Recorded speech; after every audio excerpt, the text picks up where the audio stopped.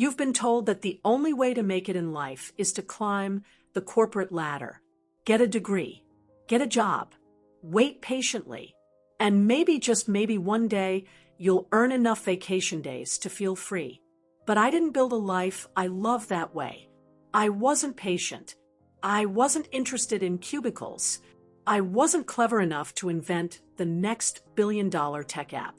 But what I was good at was seeing value that others missed. See, the real opportunity, the one nobody's talking about, isn't always in building something from scratch. It's in adopting what already works and making it better. This speech isn't about how to start a company.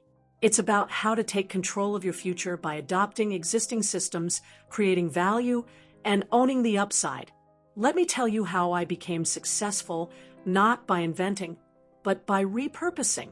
Let's talk about the abandoned community center. I once met a guy named Malik in Tulsa, Oklahoma. He wasn't an entrepreneur. He was a janitor at a high school. But Malik had something most people overlook. He paid attention. He noticed that the old community center on 4th Street had been vacant for years. It used to host dance classes, tutoring programs, cooking nights, but now it was collecting dust. So what did Malik do? He didn't try to start his own program from scratch.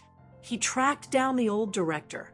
He offered to manage the building in exchange for partial revenue from events.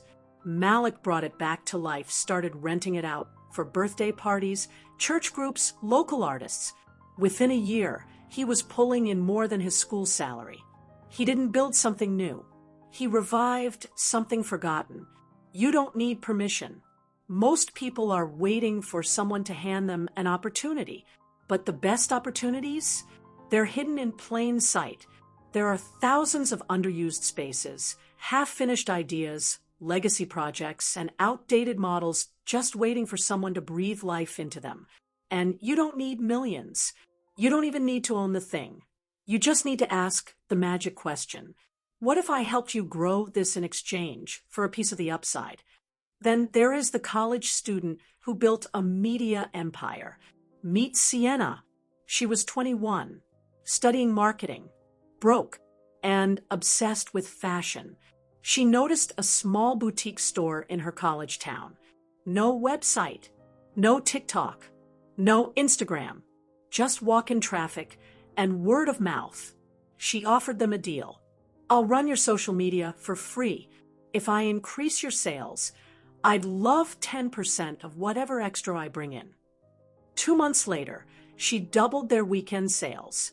The owner agreed to a revenue share. Sienna used that success story to pitch 2 more boutiques. And then 5. She now runs a content studio and owns equity in 6 small retail brands, none of which she started. She traded time, skills, and vision, not money, for ownership. Finding opportunity is about asking better questions. Too many people ask, how do I start from zero? How do I raise capital? How do I get people to trust me? Instead, ask, what's already working and can I improve it? Who's overwhelmed and can I relieve pressure? Where's the value and how do I help unlock it? The 3 types of value you can trade. 1, sweat, time, effort, energy. Show up. Take initiative. 2, skill, what you already know. Marketing, logistics, negotiation, tech, whatever. 3, strategy, your perspective. Your ability to connect dots others can't see. I know someone who helped a struggling food truck franchise build an online ordering system using a simple Squarespace template. Took them 2 weekends.